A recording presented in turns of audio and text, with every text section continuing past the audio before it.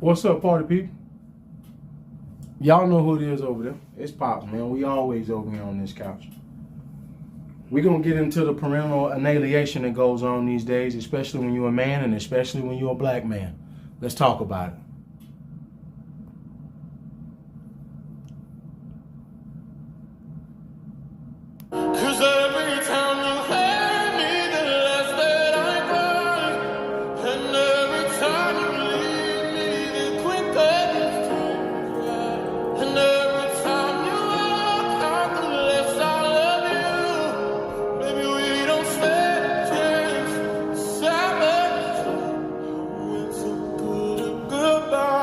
Child support has turned more good dads into deadbeats than it has more deadbeats than the good dads. Does it make you say fuck it? As somebody who's been on child support for 15 years with a 15-year-old daughter, it's not like I had a chance to be a deadbeat. And the amount of hurdles and obstacles I had to overcome, I still talk to my daughter about the collateral damages that it do still to this day of like having to battle with somebody that's constantly feeding her things that's false and not true. And I'm a 16-year-old kid when I had my kid. No job, no income, no nothing, trying to figure it out. And I don't even have custody. So I remember used to have to go sit outside my fucking daughter mom crib waiting for her. And if she decided on that day she not bringing her out, I couldn't see her. So what did it do to your sense of self as a man? You start to feel like, why try? If I'm trying this, then when you getting torn down and you getting told it's like you gonna call somebody a deadbeat while manufacturing the deadbeatness. Like you created this scenario CIA by type taking operation. the kid and then saying you don't even see your kid. Yeah, that shit is mentally abusive to a man. And like emotional, damn it.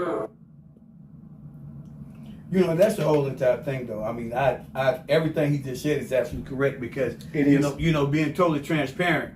You know, he didn't say anything that I didn't go through. He didn't say anything that I didn't feel. And one of the things that I had talked to you about once, I brought up to you about a week ago, was the fact that he said something that everybody tend to forget.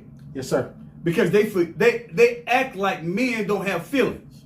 Like you ain't going through nothing as a dad that's not seeing your child. Absolutely correct. I mean, so, you know, and so okay. This one of them episodes, so I'm going to be totally transparent. You know, I used to cry like a 2-year-old.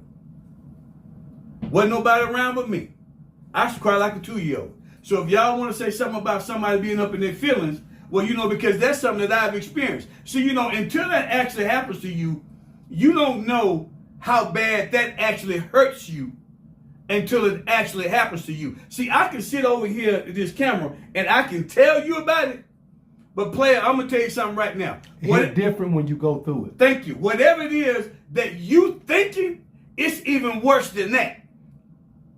Because you being in a situation to where as you can't see your child, you want to see your child. And as my man said, same thing. And you paying child support. Come on now. You know, and I'm gonna say something. He said something earlier too that I always tell you when we ain't recording, right? And I said this on a TikTok. Child support only affect good fathers. That's what he just said. Deadbeats ain't gonna pay it no way. No, they don't. Deadbeats don't pay child support. Deadbeat fathers don't care nothing about you putting them on child support. No. Because he's not coming to see them damn kids no way. No, he ain't thinking about them kids. Child support affect good fathers. Exactly what it does. Because the men who pay child support are the men who care about their kids. That's why they pay child support. Because deadbeats go out here and they work jobs under the table. They hustle. They do little odd jobs. They do a whole lot to still get by in life without contributing to child support. Dads who love their kids don't do that. He get him a job even if you have to work too, and he pays child support. That's what he do.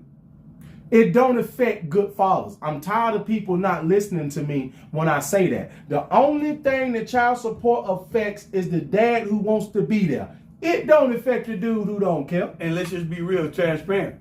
It affects the child. Well, the child is what's affected the most. That's what I was getting ready to say. The most. Me and you both know that. The most. And that's going to come out more as we keep on recording this episode. Yeah.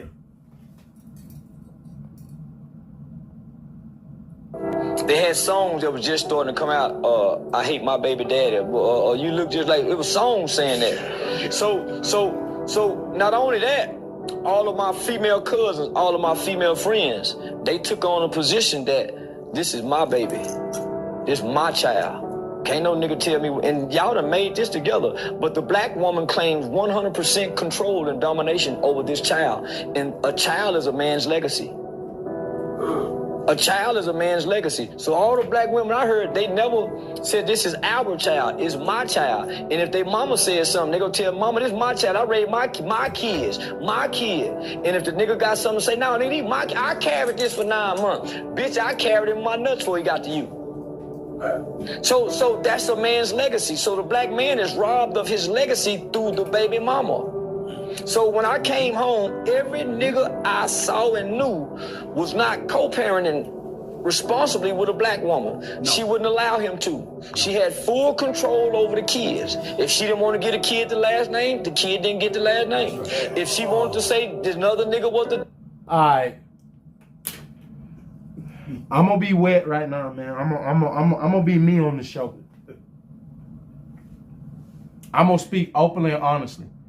Everything he said is what I seen growing up, and I'm gonna be honest. Absolutely. It's why I don't got kids with black women. And I want people to understand I love black women. Shout out to every single one of my family members that's been great women in my life. I'm not talking to y'all. But I seen a lot of things that some of y'all and other people did. And it affected my decision making. But now let me get into why I really want to shoot the episode. Obviously, y'all know it's me and Pops. Ain't none of me and none of my siblings got my daddy last name. So none of us. So what he just said is true then, huh? Well, that's where we going. Come on. Because you wasn't happy with my father at the time of my birth, you dictated their name. Things like that, I just wasn't going to go through. Y'all, I never met Pops till I was 12. I never seen him again until I was almost 18. I was told a whole different story about who my father was, who my life was, the whole nine. I got this one woman and her family, they controlling the narrative. Everything come to me later in life. These things I went through is why I didn't pick nobody that looked like me. I couldn't have nobody that wanted that kind of control with that my child. No, it's our child. All my kids got my last name. My wife got my last name. Everybody in that house got my last name. And I wasn't going to deal with nobody who wanted to battle me with that. You wasn't going to tell me I wasn't going to see them. You wasn't going to tell me I couldn't come around. I wasn't going through it.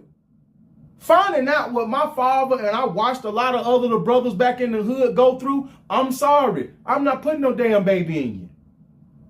You ain't finna get out here nan time and tell me about no visitation. I'm not coming. Guess what? If I ain't gonna see them, you ain't either. I'm gonna be a parent by any means necessary. As I pass it to Pop, I'm a man. I take care of my children. But I needed to have my kids with somebody that was going to allow me to be in their life. I couldn't deal with this. It's a big problem in our community today. Go and look at it. Go and look at the failure. Go and look at our kids can't read. That's another episode we going to shoot as I pass it to Pop. But I seen how y'all did my daddy, and I seen how y'all did other brothers, and Wet said, nope. You not going to sign me up for that. And you know the cold part about what you're saying right now is that it's not even about a check. It's about control. It's about control, and it's about how the woman, how you feel about me because you and I are no longer together. Come on now. So now because of that, now you don't want to allow me. And notice how we saying this now. How you don't even want to allow me. Whether or not I'm paying child support or not, and I was, but you don't even want to allow me to see the baby, and they don't get my name, and I'm paying money. Okay, so now you don't turn around. Ain't nobody got the last name. Everybody got a different last name. All because of your feelings. You and your feelings, not because what was right or wrong, not because whether or not because I was there or not there, but all because of how you felt. And let's address this. Didn't have nothing to do with nothing else. Where's all your sons today? As we record this episode. With me. Where we at? With me. Where we live at? With me. In what state? In Utah. Where you at? That's right. And that's where we all at. That's where we all at. Okay, let the church say amen. Right? So you did all that for what? For the kids to still end up out here with daddy anyway? Because one by one, we still done ended up out here with Pops anyway. Because he gave us a better life than what we had in the hood. Absolutely correct. Why would you tell me you love me, but you gonna stand in the way of that? Absolutely correct. Nah, that's... Don't tell me how much I matter to you and how much you love me when you gonna hold me back knowing he can provide me with things that you can't. You know he can teach me things you can't. He can show me things to be a man, be a better... Let me tell you something that y'all need to understand behind this camera. My father has put me and all my siblings in a position to where we are everyday fathers. Y'all, me and all my brothers is everyday fathers. Our kids know exactly who we is. They done seen us almost every day. We ain't never been part-time daddies or none of that. We got kids in college and the whole nine. My father made that happen. And you knew that he had those opportunities for us, but you gonna tell me you love me, but you wanted me to stay in the hood to struggle? That's right. You don't love me. Because it wasn't about me. No. It was about you. It's about you. That's exactly what it's about. That's exactly what it's about. It was about you. It's about you. It's about your feelings. As you said a second ago, it was about control. But let me tell y'all something that's the coldest thing on the planet. I'm gonna say this to y'all again, because me being transparent, and my kids didn't even notice until they got older and I told them about it. I said, dude, because you know me and how I feel about kids. I said, dude, I used to cry. I said, y'all don't know, I used to cry every other day like a 2-year-old. Nobody with me. I said, see, nobody ever saw that side. So when my man said earlier about the emotional damage that it actually does, that's the part that nobody realize. Come on now. Because we ain't thinking about the daddy from that aspect. Because I can realize the reason why you got some of these dudes that go out there and blow their freaking brains out. I get it. I understand it. Why do I understand it? Because I've been there. So I know what they feel like. My problem, and I'm going to speak from a child perspective right now. You damaging us as human beings. Absolutely. As a young boy and a young girl growing up, I don't care how you feel about my father. As long as he is willing to participate in my life, you need to let my father be there. Especially if he ain't harming me, he ain't doing nothing wrong. I don't care if he cheated on you. That's my daddy. That's y'all business. I'm a child. I'm going to stay in a child place. That's right. I don't care what the reason y'all broke up. I don't care what you think my daddy did or said. If he wants to be an active parent in my life, he should be given that opportunity. You should not think you should dictate and control. And I'm telling people now, when I grew up listening to everything Charleston White just said, I said, it's not a chance in hell I'm having no babies with now one of y'all. I don't suggest it. I'm not. You're not going to put me in those situations. See, Dr. Umar run his mouth, but he don't want to address this. Because he talk all that pro-black mess, but he don't want to address this. This is real. This is part of our main problem. Number 2, sisters don't want to get married. They'd rather be a baby mama than be a wife. That ain't helping our kids neither. But if we just going to stick to the episode, what are you doing to these kids that you keep telling me you love? Because you telling me you love these children. But if they daddy ain't did nothing to them, why you keeping them from him? Because you mad at him. But you slowing my progress down. Hell, I could have been an engineer a long time ago. You'd have let me stay out here with my pops.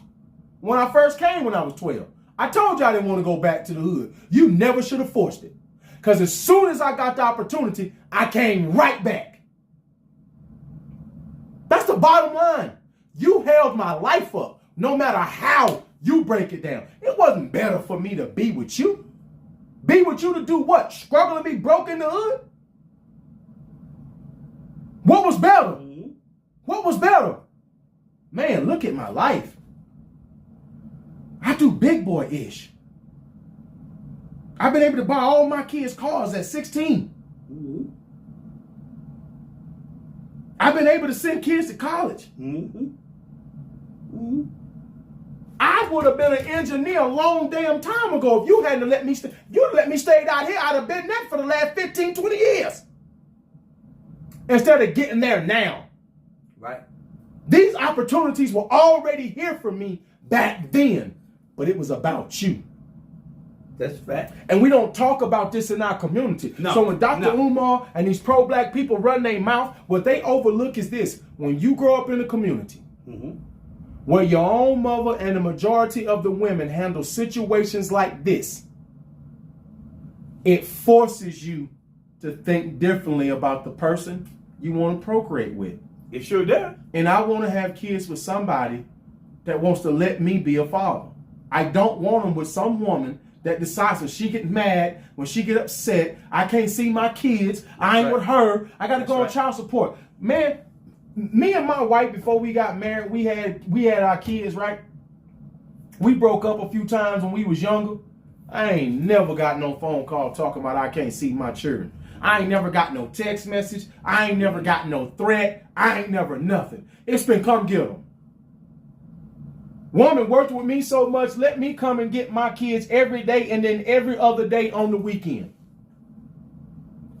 That's the person I want to have kids with. Sorry, don't want to have kids with nobody else.